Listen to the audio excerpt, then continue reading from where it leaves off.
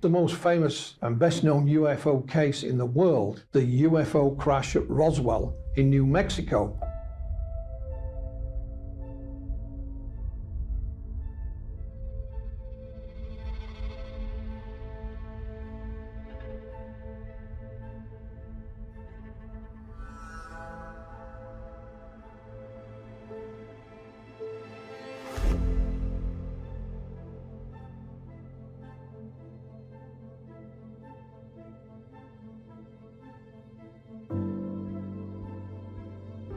In 1993, a letter crossed my desk from a gentleman called Ray Santilli that would change things forever.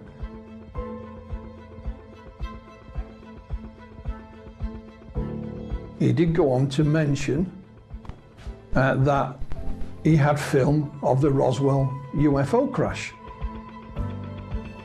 Not only did he have some film footage of Roswell, but the actual aliens themselves being dissected, an alien autopsy.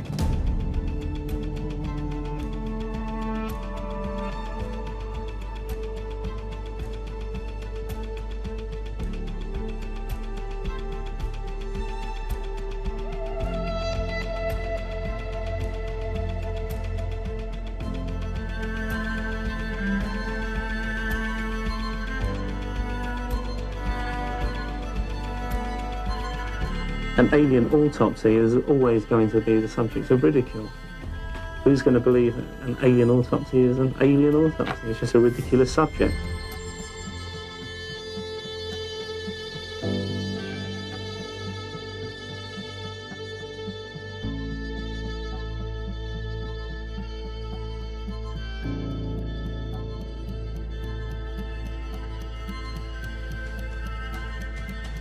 I did get to the bottom of it. It just took me a lot longer than I expected.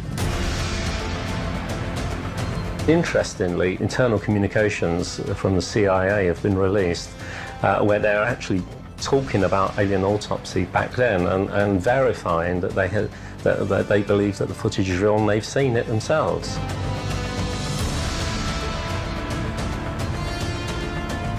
Perhaps in the desert of Roswell, New Mexico, in 1947, we had first contact with beings not of this.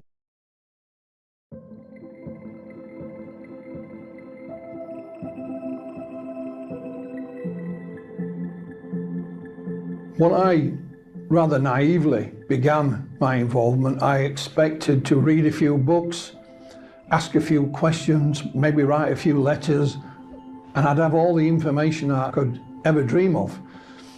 I've certainly found some of those answers down the years, but by no means have I found them all.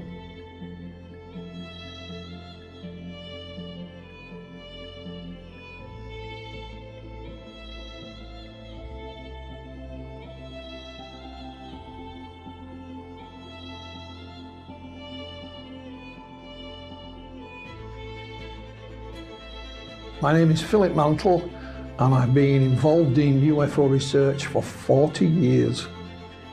During that 40 years, you know, I've researched and investigated UFO cases of every description, really. Probably best known for my involvement in the alien autopsy film.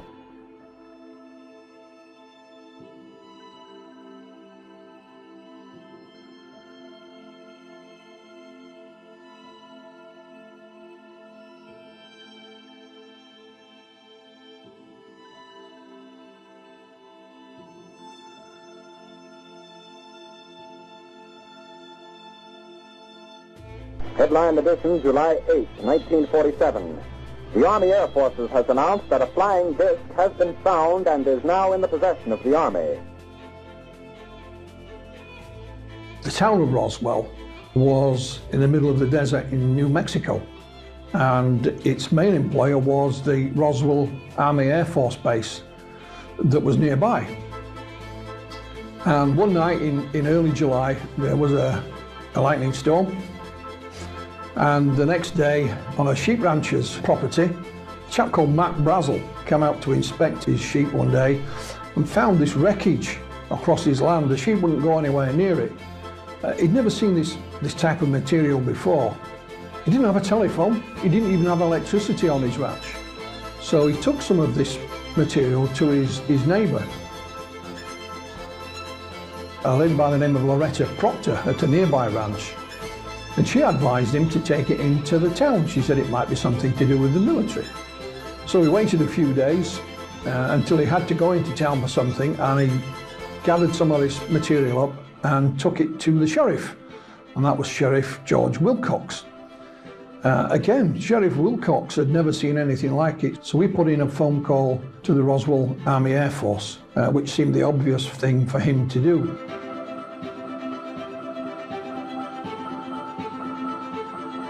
I was called to headquarters, was given copies of a press release which stated in essence that we had in our possession a flying disc. I was told to hand deliver it to the 4 news media we had in town at that time, 2 radio stations and 2 newspapers.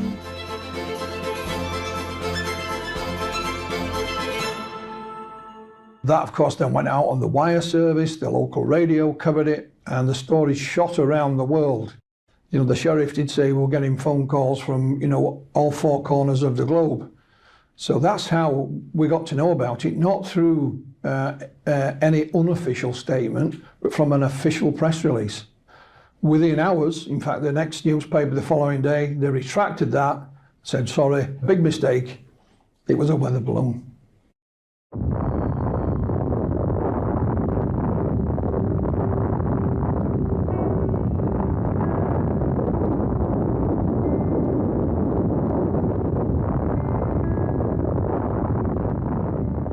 The Roswell Army Air Force housed what is known as the 509th Bomb Group, and they were the only atomic bomb wing in the world.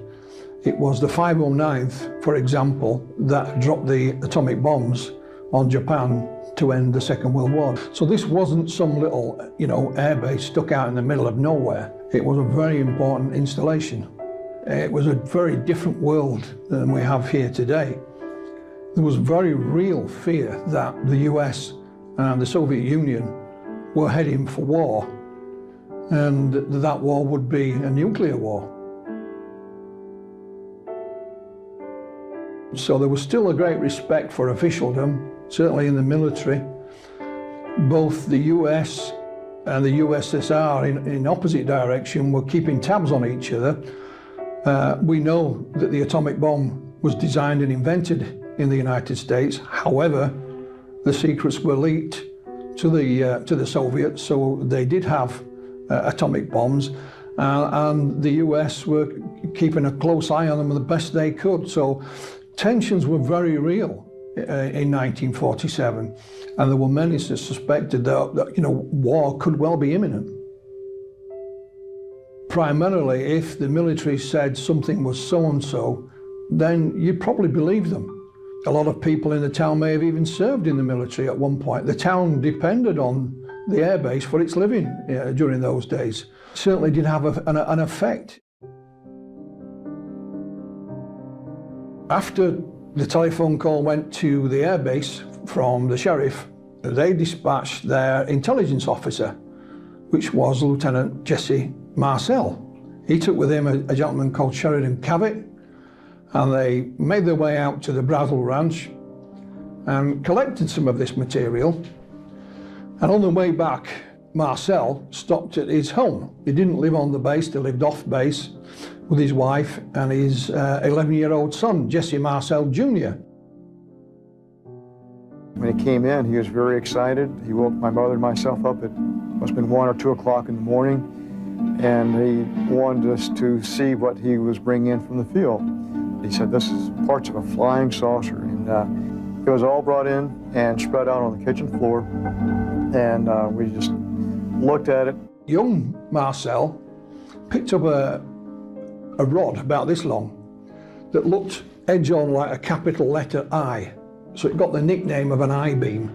You know, I picked up this particular I-beam and held it up to my upper left to look at it with the kitchen light reflecting on the inner surface. And that's when I saw the writing or the symbols of some sort. I thought at first, this is hieroglyphics or some kind of writing like that. It certainly looked alien to me. And his father said, son, you may be the first person to ever see writing from another world. He gathered the stuff up and took it back to the base. There are some people, even today, who say, well, you know, the military did make a mistake, and it was indeed simply a balloon, but attached to a secret project. Hence, you know, the reason for keeping it quiet. You go back to Major Marcel himself. They used to release weather balloons twice a day from the Air Force Base. He'd been trained in how to do this. He knew what a weather balloon looked like. And he said, that material that I posed for in his office was a weather balloon, but that wasn't the material that I picked up that day on the ranch. He claimed that there'd been a switch, and he was told to keep quiet and say nothing. Why the cover-up was put into place is still hotly debated. But you have to remember, this is just after the Second World War, so people were used to keeping secrets. And the nature of the airbase itself, it was a nuclear facility. So, you know, secrets were part of everyday routine. I sincerely believe we had the crash of something from outer space, because we still don't have materials that compare with the descriptions I've gotten of the material that was picked up out on the ranch and brought into town. He couldn't figure this out. There were some other bits and pieces, the likes of which he'd never seen before. This was the puzzling thing. They had seen weather balloons and things of that nature, but nothing like this at all. I think at last count, I had spoken to around 4 dozen people who handled various aspects of the debris. The most dramatic is the foil-like material that you could wad up in a ball and let it go and it would unfold itself. Matt Brazel, like Sheriff Wilcox and others, claimed that some of this material was almost looked like tin foil. But it was very light, and when you rolled it up or crushed it in your hand and then let go again, it would immediately unfurl and go back to its original shape without any creases or bends or dints. And it got the nickname of memory metal.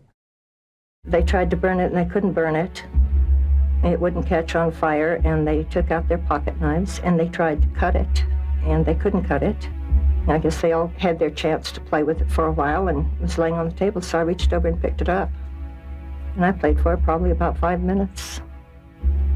When you would wad it up in your hand, you couldn't feel it in your hand. You couldn't feel you had anything there. And it would go to a size that was so small that you'd have to look to see if it was still in your hand. And then when you drop it, it spread out all over the table. Daddy came in so excited, and he said what they saw was not from this world. There were 2 bodies that were laying on the ground outside of this craft, and that there was one, what he called little person. And he said there's one little person that was walking around, and he said they were still alive. And he said that the other 2 were dead, and that this one that was alive was very sad. My dad would not have gotten excited over a weather balloon. He was not easily excitable, and this is the most thrilled I'd ever seen him in my life. He thought that was the most fantastic thing in the world.